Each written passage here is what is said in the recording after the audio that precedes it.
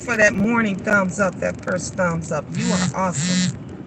You are amazing. I appreciate you this morning. This cloudy, gloomy morning. Yesterday the sun was out.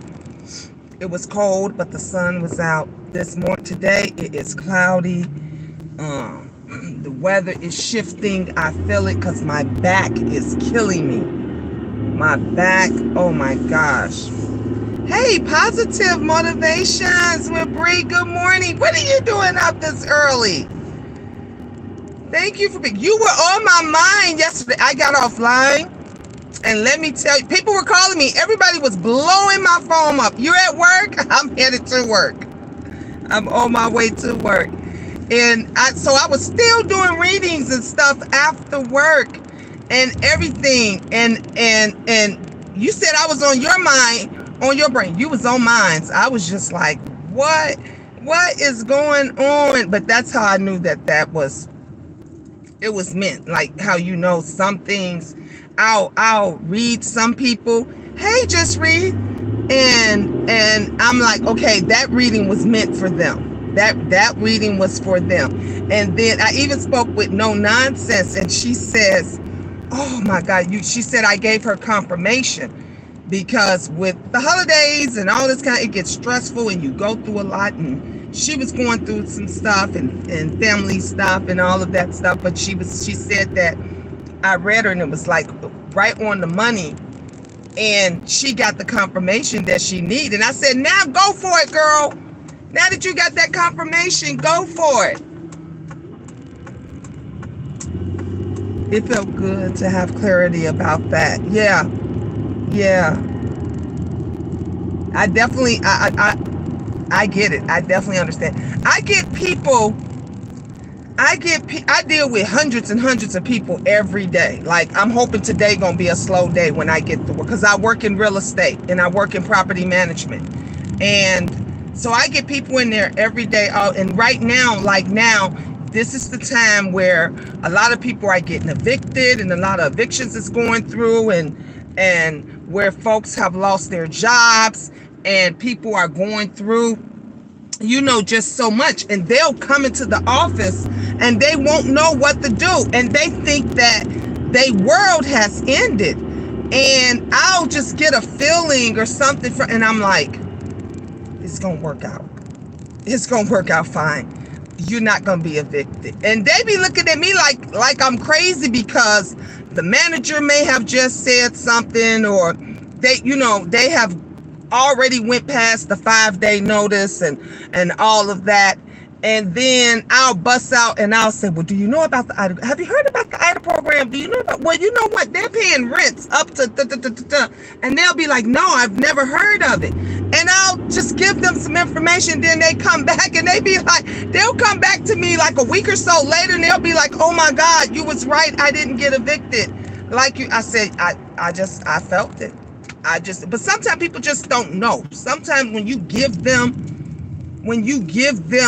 clarity, like you say, when you explain stuff to them, when you share stuff with them, they just don't know. And they realize, hey, Prima Wanda, good morning. I just wanted to tell you that while I was away, I saw pictures of your grandbaby, and he's handsome. Thank you so much. Good morning, Miss Gina in chat. Everyone have a blessed day. Thank you, Prima Wanda. I'm just sliding through to show some love. I'm making pies. Ooh-wee. Look, I love hearing about somebody making pies. I wish I could get one of them pies. I still haven't got my sweet potato pie. I still want my sweet potato pie. I still want my sweet potato pie. Look. Yeah, everybody. Actually, I had 2 grandbabies, but I claim the other grandbaby, but technically he's not mine. My son's kid's mother, so I have 2 granddaughters that's from my son. His children's mother had a baby as well. So her baby and my daughter's baby is like maybe a month or so apart, a few weeks apart. And I still call that baby my grandbaby, even though he's not my son's child. He's not my son's son. But they all came from the same mother, so I still claim him. So I don't know if you saw his picture or if you actually saw my daughter's picture. And then my nephew, he had a baby and he had a son. So actually I had two grandsons, and then my nephew also had a baby. So I have a new nephew. He had a son too. They all had boys. I'm like, what's going on?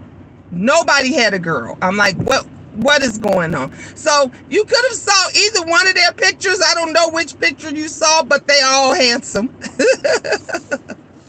All of your family has just been abundantly blessed. Yes, everybody, they all had babies. We couldn't believe it. And the crazy part about it was all the babies are all born around the same time. So they're all technically the same age, because they're all born in the same year, just different months. So they're all going to be the same age. So all of these boys are all going to grow up together. So that's what's amazing. Hey, Rob, how you doing? Yeah. So, and I got pictures of all of them. So, and it's so funny because I was somewhere and I had took a picture. It was with my nephew's son, and everybody was like, "Oh my God, is that your grandson?" And it wasn't my grandson, but they thought it was him, and it was my nephew's baby. And I said, and what's really so funny is his son looks like he should have been ours, and ours look like he should have been his. So we laugh about that like all the time, but they all are blessings, and they all are such handsome, beautiful babies, like all of them. One thing that I'm excited about is I miss Christmas and birthdays, buying the baby stuff, getting the baby toys and the toys that makes all the sounds and makes all the noise and stuff. So the other day, last week, me and one of the twins, we had stopped out. We went to Menards, and Menards had a whole toy section. And let me tell you, I was like a kid in a candy store. I saw all of these trains and all of these different little cars, and they light up and they just do all kind of stuff. And I was so excited. And my son was like, "Mom, come on. Let's go, Mom. Come on." I was like, "No, I want to get some of this stuff. I want to get some of this stuff for Prince." So I called my grandson, I call him Prince. From the time he was in my daughter's stomach, I nicknamed him Prince.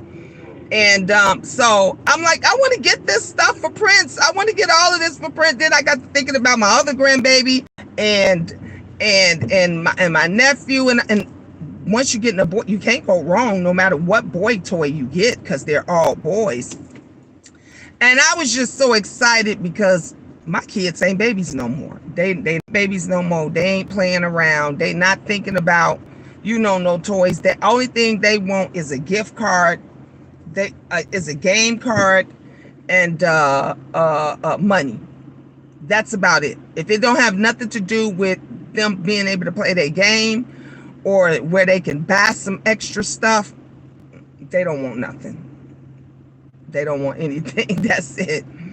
I was shocked that my one son, the younger twin, he wants that those virtual glasses that you can play games and stuff, and it's like you're in the game and everything. He wants that. So I said, "Oh, you want something different? At least that right there, you can take them with you and stuff, and that probably would get you out the house." These folks do not know where they are going. Yeah, that virtual reality, he wants that. So because I always ask him, like, what do y'all want for Christmas? And it's usually, like I said, the same thing. They want a gift card. We just want a gift card. We just want money. We just want, it's all has to do with game. And I'm like, you don't want anything else? And he mentioned he wanted that virtual set thing. So I was like, okay, well, at least he's asking for something different. And my other son, now he's into watches. He loves all different kinds of fancy watches. And so I was going to buy him, for their birthday was November 4th. So I was going to buy him this very expensive watch. I bought him one last year for Christmas.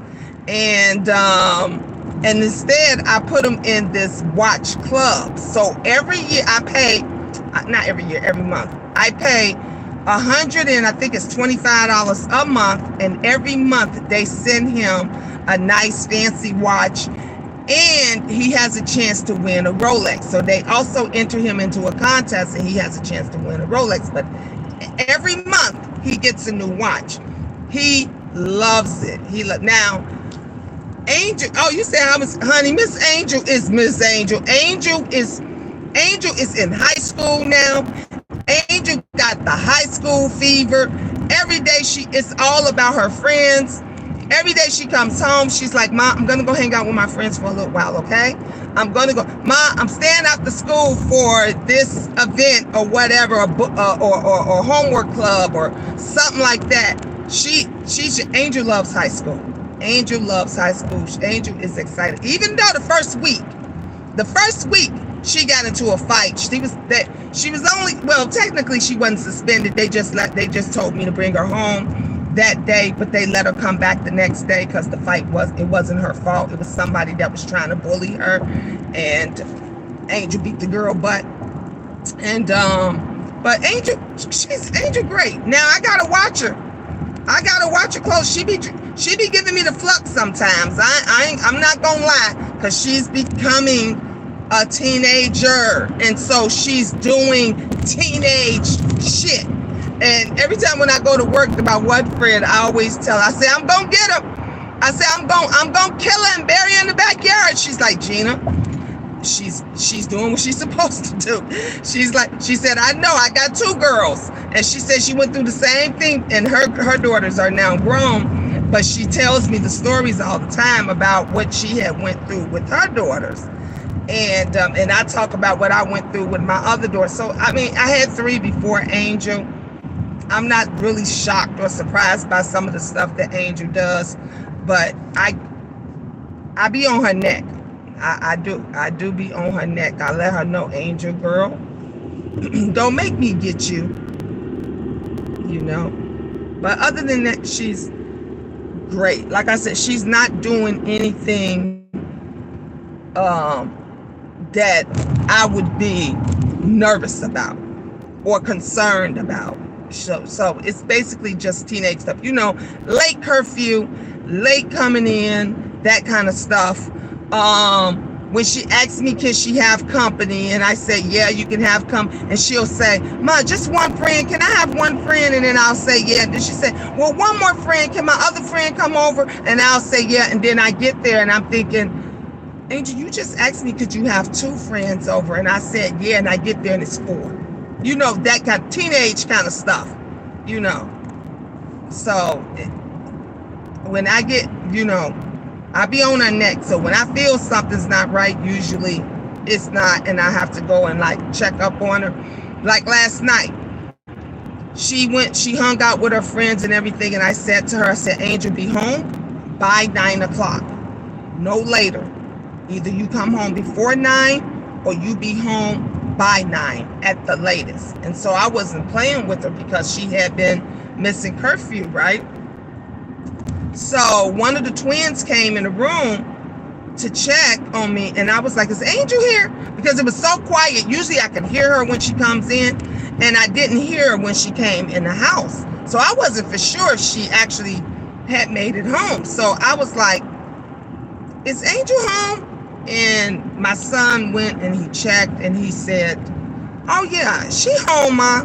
I said, oh, she home? She in it? He's like, yeah, she was already in the house and in the bed. So she got the picture from that. She got the picture. But when you don't stay on them, I have learned that when you don't stay on their neck, when you don't stay on top of them, that's when they go and they, you know, they get crazy and they start doing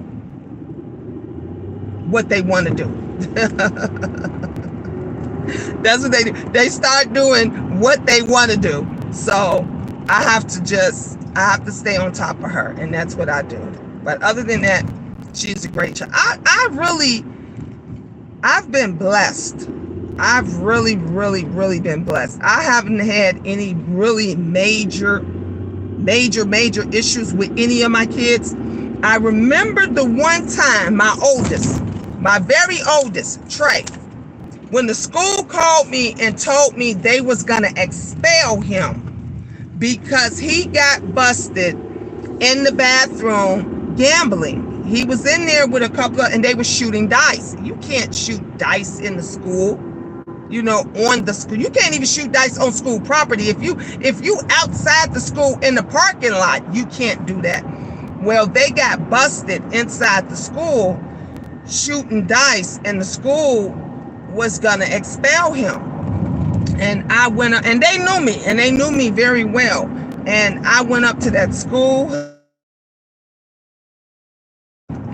Look, he needs to get his diploma. I don't want him going to no alternative school. I said, I will come up here every day and I will walk him to class. If that's what you want to do, I will work it out. I don't know what I do. I'll take a leave of absence from school. I said, I will walk, because I was in college at the time. And I said, I will walk him to every class. I said, because if you kick him out of school, I said, he's still gonna come up here because all his friends is here. I said, so you just gonna have a dumb, illiterate, black young man doing something. Give him hands. And if it means that I have to come up here and walk him to every class and go to the bathroom with, I will. And the principal said to me, you don't have to do that. We know what kind of mother you are. We know you're a mother that cares, and we're going to give him another chance. And I was so happy. I broke down. I was in tears. I was so happy because I did not want, this was my son's senior year. I'll never forget this. Do you guys know his senior year, my son graduated with honors. Graduated with honors. The whole other 3 years, he was getting in trouble. He was doing this and that and the other. Like I said, almost got kicked out of school. And he said to me, my dad said, as long as I'm passing, he don't care if I get all D's, as long as I'm passing, he's all right with that. And I said to him, but you should want to do better than passing. Like, you should want to do better than that. Senior year, my son graduated. I had to ask them, is this right? I said, this can't be right. He had a better grade point than his girlfriend, and my daughter at the time, she was a junior, and she was like, wait a minute, Mom, he beat me. He ain't beat. We couldn't believe it. And the teacher said to him, my gas just came. The teacher said to us, they said, oh yeah, he did it. It was all him. He did it. I was like, wow. So that was the worst of the worst that he had ever gotten into trouble. But he turned it around. He turned it all around, and he wound up at graduating from high school, out of high school, with honors. And so far, so I could pat myself on the back. So far, out of all 9 of my children, 6 of them, they all have high school diplomas. Some of them graduated with honors. My daughter graduated out of college, summa cum laude. I have 3 left. The twins will be graduating out of high school in 2 years. Then it would be Angel. The twins will be going off to college. When you have 9 children and 5 of them are boys, you're lucky and blessed if you can get 1 to graduate.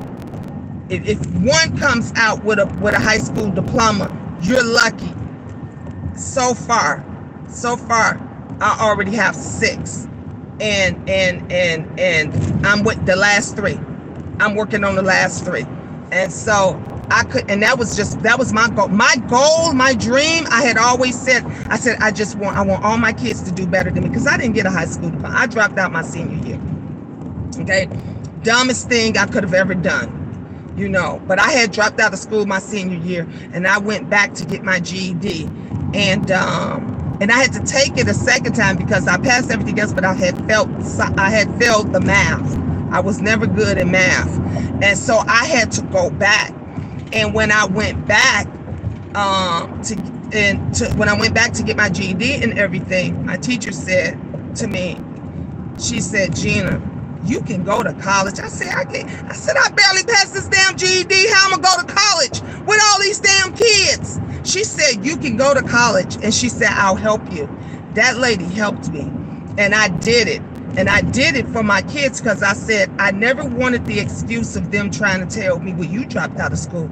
Well, you didn't go to college. So I went and I got my associate's degree while I had all my babies. Matter of fact, I was pregnant. I was pregnant with one of them. And I still went to school, dropped the other ones off at daycare. I had teachers, counselors, deans that all helped me. So when women and these brides say they can't do it, I'd be like, you, honey, you a motherfucking lie. I did it. I had 9, and I did it all by myself. You got 1 or 2. You better take your ass back to school. You better do what it is that you need to do. You know, so you can do it and you can get through it. You know, it's not going to be easy. It won't be easy, but you can do it. And then I had to work on top of that. You know, as my girls got older, as my sons got older, as they start to become sexually active and all that, I had to think about, I was a young mother.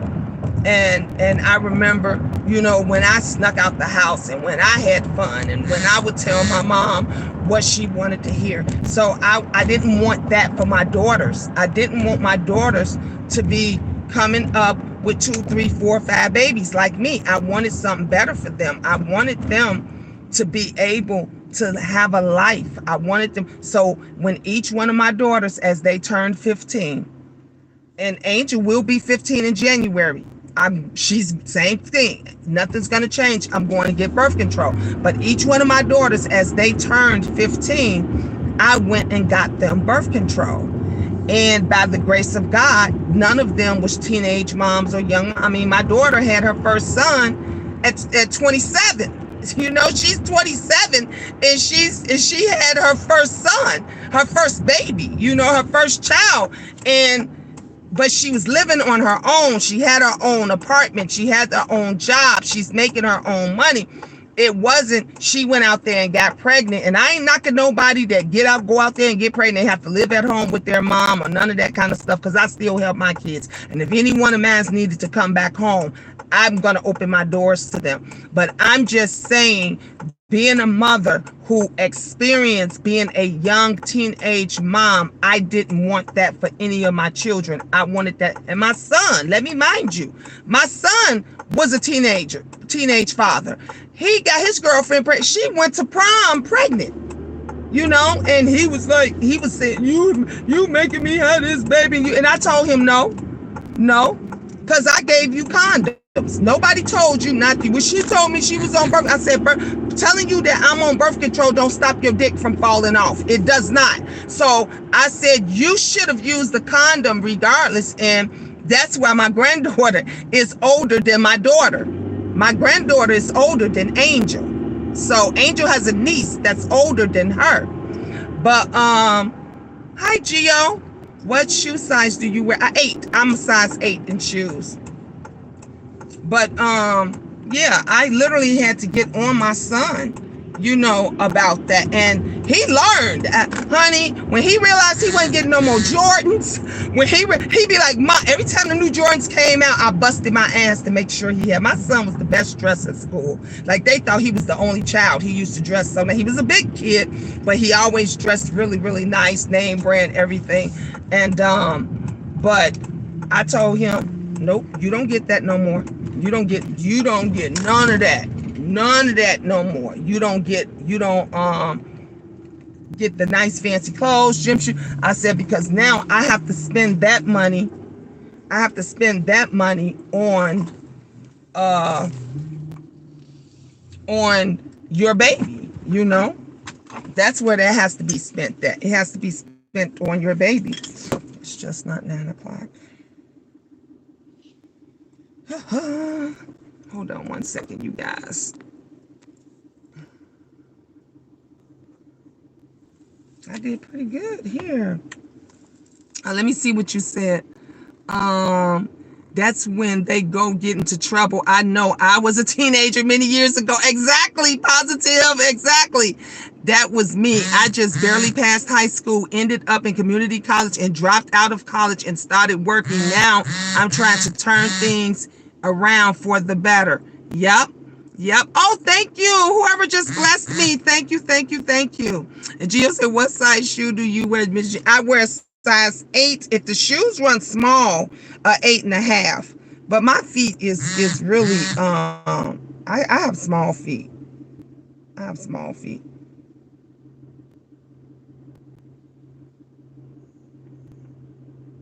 I'm making sure. Okay, guys. I'm trying to clock in.